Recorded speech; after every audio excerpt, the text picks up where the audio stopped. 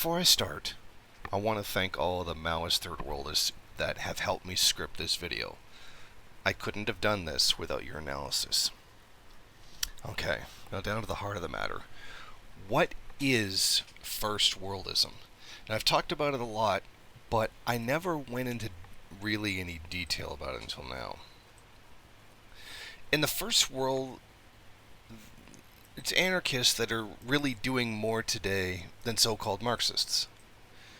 And I will summarize the global class divide before I go further. There is the First World, the global colonial imperialist bloc, which defeated socialism and continues to plague the world into doomsday. Now, First Worlder power over the Second, Third, and Fourth Worlders is the only true definition of globalism. Globalism is the highest stage of imperialism.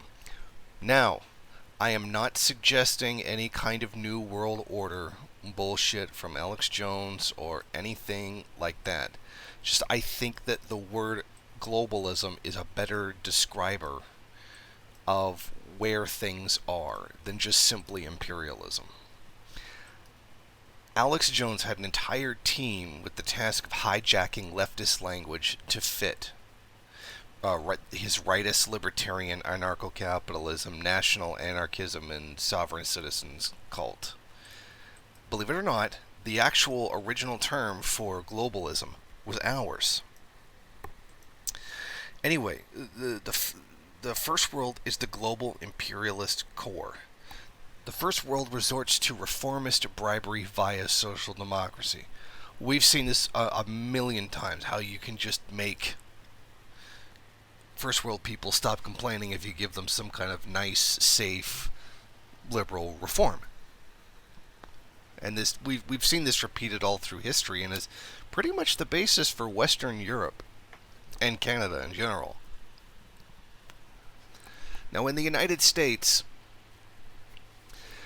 bribery has been done with more toys and more stuff, in that being the material living level of the American has increased since, even since the 70s. Now, we are in a period where this has started to decrease for the first time. But in all honesty, the material living standard of all Americans has only ever increased since the Great Depression. They only have more, bigger houses, more gadgets, more TVs, more cars, all of that stuff. If anybody is to deny this, then they're basically saying that people still live today at the same material level as they did in 1776. And you would have to be wholly dishonest to think that. We can't deny that there has been an increase in the material living standard of Americans. It has. And it has been for, over 2 centuries. Now, we're at the exception, where it has started to go down. This is why the U.S. has the highest potential for revolution in the First World. As soon as all the social democracy is lobbied for by the red libs, the reforms will come, and the USA will go from being a first world country with the most revolutionary potential to being the country in the first world with zero revolutionary potential. This is the First World. No matter how much red libs want to say it, they're not going to do revolution. And I don't think I have to argue to you why this is nonsense. Revolution has always been on the basis of material conditions. And to deny that you can bribe first world people with social democratic reforms is nonsense. This essentially spits in the face of Lenin. And you can't sit there and call yourself at least an ML and then spit in the face of Lenin. He already warned that this was coming. He had already criticized the social democratic countries during his time. Now, who's to say that that phenomenon cannot expand during our time, come to a greater level? So to deny this is to deny Lenin. In other words, for someone to be a first worldist is to literally to reject Lenin. There is the second world. of developing and declining countries. These countries exist on a continuum between first and third world. They're not exactly first world, but they're not exactly third world either. These countries both exploit and are exploited when it comes to when declining from the first world. When rising, they find themselves out of the third world and then selling out the third world. This is the second world. There is also the third world. The third world has the highest level of revolutionary potential. The third world is highly exploited by the first world. The first world is always exploiting the third world in one way or another. Most of the Middle East can be called the third world. Not the Zionist state, though. The so-called State of Israel is as first world as it gets. Yemen is third world. Iraq is third world. Africa is third world. And now, thanks to imperialism, so is Libya. At least less than 2/3 of Asia is the third world. South America, the global south, is third world. The third world is the global proletariat. This is the third world. We then have the fourth world. Basically, this is pockets of the third world within the first world. And that is too basic to say. Let me go further. Palestinians, indigenous Mexicans, are both 100% fourth worlders. In Canada, you have First Nations. In the United States, you have Native Americans. This is fourth world. Those referred to as Aboriginal or Torres Strait Islanders people living in Australia are 100% fourth world. The indigenous Maori people living under the colonial occupation of New Zealand are 100% fourth world. Any and all excuses that anyone can make up so that fourth worlders can't reclaim what is theirs is participating in colonial racism.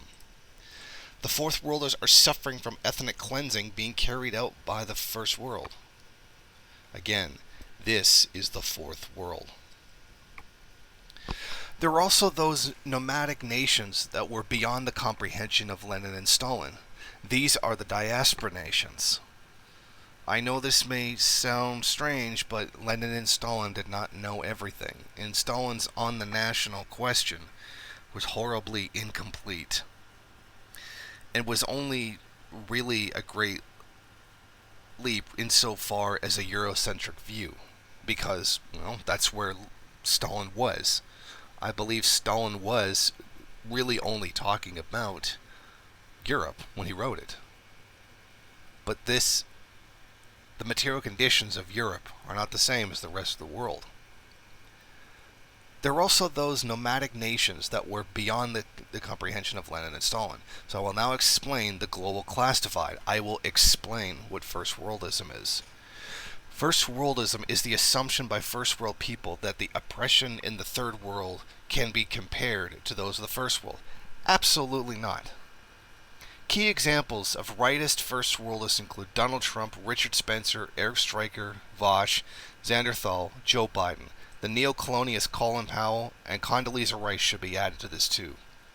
Centrist First Worldism is in a nutshell: Bernie Sanders, First World people of color joining the military, neo-colonialism of Barack Obama is also centrist First Worldism. Key features of leftist First Worldism include assimilated marginalized persons tearing down people of fair skin who make the decision to stand with their marginalized friends. This is actually happening to me. I stand with my marginalized friends and the First Worldists of color accusing me of virtue signaling. Left-wing populism is actually the most popular type of leftist First Worldism. Left-wing populism is the door to fascism. Identity politics, rich, wealthy people of marginalized backgrounds weaponizing themselves against poor people in the name of liberation. This is a real thing. Perfect example of leftist First Worldism. To dare to say the First World struggle at the same level of Third World struggle is counter-revolutionary. Most every so-called socialist in the First World is a counter-revolutionary. Marxism in the First World is a delusion. Another key feature of left-wing First Worldism is a global class reductionism, the idea that Israeli workers should unite with Palestinian workers. That's particularly sickening to me. Or the equally stupid notion that Native American workers and First Nation workers should unite with the workers of the United States and Canada. This type of thinking is global class reduction because it erases the question of settler colonialism. And it's actually the most important feature of left-wing first worldism. White leftism, by Zhao. This is all over the place. I don't even need to go there. It's just as with the rightist first worldism and centrist first worldism. Neocolonialism belongs to the left first worldism too. But the most well-known type of leftist first worldism is to deny that there is a middle class. The uncomfortable truth is that the first world working class takes part in the oppression of workers in the third world. You cannot deny this. It is material reality. It is true that the surplus value of customer service workers in the first world is also stolen to further the wealth of corporations. But this is very much not a proletarian issue. It is an issue of the aristocracy of labor that demands more of the stolen labor that they earned by working in customer service. The labor aristocracy is degenerating into further and further right reaction. Fascism and radical liberalism have been normalized for most of the labor aristocracy. As the labor aristocracy falls, the more further right-wing and reactionary they become. The third world is the proletariat, and the surplus value of the workers in the third world is given to first world customer service workers to feed first world consumerism. First worldism is the denial of these basic facts. First worldists do not even recognize who the marginalized proletarians of the first world even are. They can't even bring themselves to do this, because to do so is to admit some uncomfortable truths. The first world lumpen proletariat are not a part of the consumer service class.